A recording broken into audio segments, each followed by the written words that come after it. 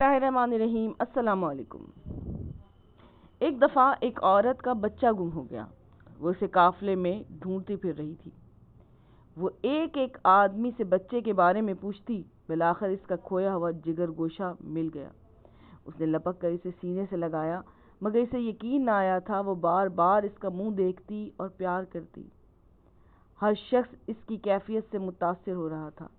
N اس وقت آپ صلی اللہ علیہ وآلہ وسلم صحابہ اکرام سے مخاطب ہوئے اور فرمایا: کیا خیال ہے تمہارا؟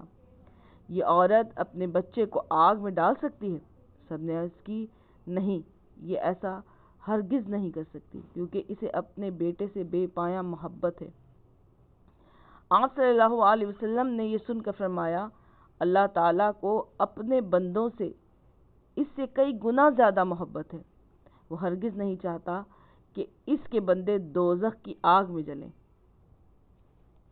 طویل سے طویل تقریر بھی محبت الہی کے بارے میں وہ اثر پیدا نہیں کر سکتی تھی جو آپ صلی اللہ علیہ وسلم کے اس فکرے نے اس نفسیاتی ماحول میں پیدا کیا. سبحان اللہ.